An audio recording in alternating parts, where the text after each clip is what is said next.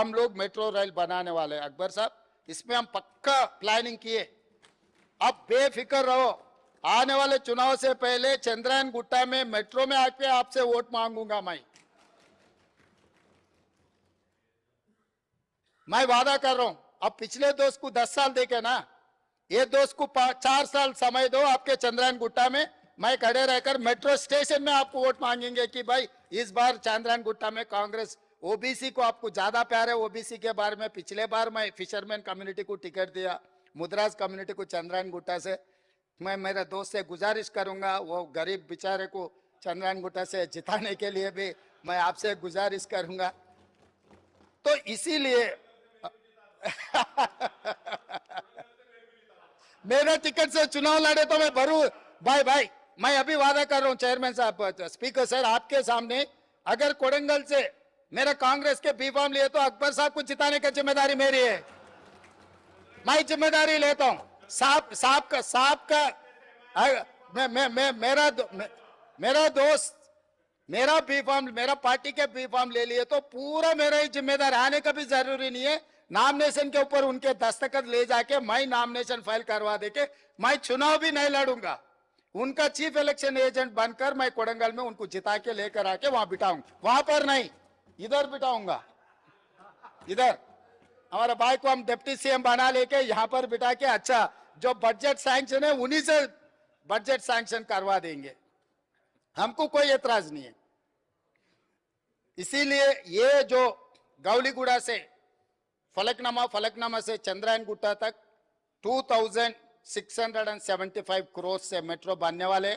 हम लोग जल्दी से ऑलरेडी लैंड एक्विजिशन काम शुरू हो गए, पैसे भी दिए साहब को। अगर वो इंफॉर्मेशन नहीं है तो मैं पूरा इंफॉर्मेशन सारा अकबर साहब को मैं दूंगा। लैंड एक्विजिशन का काम शुरू हो गए। 2675 करोड़ से गौलीगुड़ा बस स्टैंड से लेकर फलकनामा से लेकर चंद्रायन गुट्टा तक 7.5 किलोमीटर का जो मेट्रो बनाना है मेरी जिम्मेदारी है। Being an MAUD and chief minister of Telangana, मैं उनको वादा कर रहा हूं आपके सामने मैं मेट्रो रेल बना के दिखाऊंगा। धन्यवाद सर। अकबर साहब। Honorable Speaker, sir, for a change we had a lot of lighter moments and all the house was into laughter, sir. But I would like to come on record and say that I am happy in my party. Akbaruddin Owaisi मरे दम तक मजलिस-ए-इत्तेहादुल मुस्लिमीन में था, मजलिस-ए-इत्तेहादुल मुस्लिमीन में ही रहेगा। मजलिस-ए-इत्तेहादुल मुस्लिमीन के दफ्तर Darussalam से ही अकबर ओवैसी का जनाजा जाएगा। और रहा सवाल, चीफ मिनिस्टर साहब ने मुझसे कहा कोडंगल के बारे में, तो मैं सिर्फ एक बात कहता हुआ आपकी नज़र पे लाता हुआ जाऊंगा। Sir, I was going through all the records of assembly and parliament elections, the votes which were seeked in the assembly elections and then after the parliament elections, sir. Sir, in that, sir, the Congress maintained a lead in 64 seats after the parliament elections. But in 15 seats where Congress had won in the assembly, the BJP gained in the Lok Sabha elections, sir. So similarly, I want to give an example about Kodangal constituency. The Chief Minister Revant Reddy Sahab then had contested there, sir. The BJP had scored only 3,988 votes. When Revant Reddy Sahab was contesting on Congress ticket as a Congress candidate, sir. But in the parliament election, sir, the BJP candidate who secured only 3,988 votes, the BJP candidate in parliament secured 62,560 votes. And नहीं मैं बोलता हूं और sir और एक बात कहता हूं सर। नहीं I'll tell wait sir, wait. So this is why I think the Congress has faced a defeat in the parliament. Now if we have to see Sri Salla. Sir, in Sri Salla, K.T. Ramarao was successful. The BJP received 72,559 votes in Lok Sabha elections. Sir. gaining the lead while it had secured only 18,328 votes in assembly, sir. सही है आपकी बात, मैं वो भी बता रहा हूं. लेकिन sir, I would like to come on record and say that, sir, you might be happy and celebrating with 8. I am your true friend. It is not a happy moment, sir. We need to look into the reasons as to why the Congress couldn't get more than 8 seats. It's very important. Because I would say that I was expecting at least 12 to 15 seats.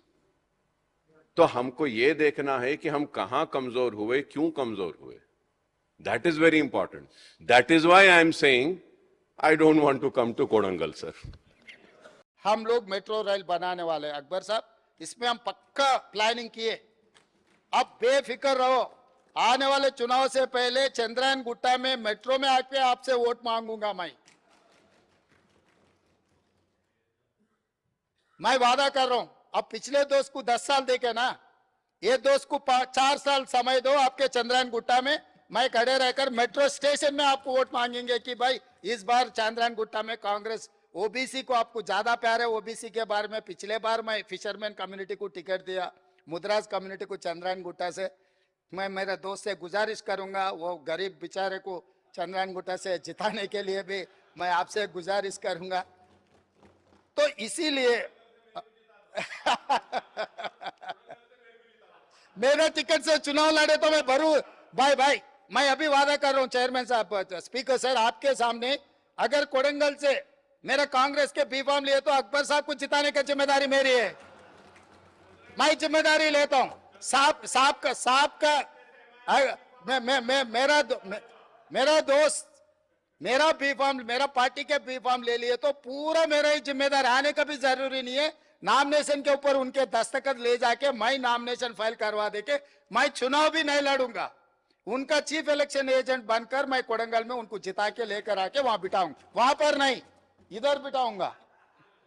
इधर हमारे भाई को हम deputy CM बना लेके यहां पर बिठा के, अच्छा जो बजट सैंक्शन है उन्हीं से बजट सैंक्शन करवा देंगे. हमको कोई एतराज नहीं है. इसीलिए ये जो गौलीगुड़ा से फलकनामा से चंद्रायन गुट्टा तक 2675 करोड़ से मेट्रो बनने वाले. हम लोग जल्दी से ऑलरेडी लैंड एक्विजिशन काम शुरू हो गए, पैसे भी दिए साहब को. अगर वो इंफॉर्मेशन नहीं है तो मैं पूरा इंफॉर्मेशन सारा अकबर साहब को मैं दूंगा. लैंड एक्विजिशन का काम शुरू हो गए. 2675 करोड़ से गौलीगुड़ा बस स्टैंड से लेकर फलकनामा से लेकर चंद्रायन गुट्टा तक 7.5 किलोमीटर का जो मेट्रो बनाना है मेरी जिम्मेदारी है. Being an MAUD and chief minister of Telangana, मैं उनको वादा कर रहा हूं आपके सामने मैं मेट्रो रेल बना के दिखाऊंगा. धन्यवाद. अकबर साहब. Honorable Speaker, sir, for a change we had a lot of lighter moments and all the house was into laughter, sir. But I would like to come on record and say that I am happy in my party. Akbaruddin Owaisi मरे दम तक मजलिस इत्तेहादुल मुस्लिमीन में था, मजलिस इत्तेहादुल मुस्लिमीन में ही रहेगा. मजलिस इत्तेहादुल मुस्लिमीन के दफ्तर दारुसलाम से ही अकबर ओवैसी का जनाजा जाएगा.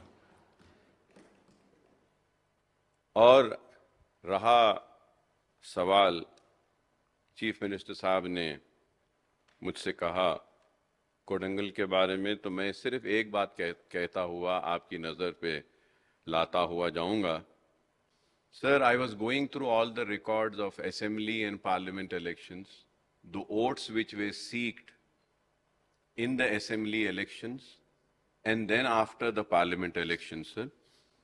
Sir, in that, sir, the Congress maintained a lead in 64 seats after the parliament elections. But in 15 seats where Congress had won in the assembly, the BJP gained in the Lok Sabha elections, sir. So similarly, I want to give an example about Kodangal constituency. The Chief Minister Revant Reddy Sahab then had contested there, sir. The BJP had scored only 3,988 votes when Revant Reddy Sahab was contesting on Congress ticket as a Congress candidate, sir.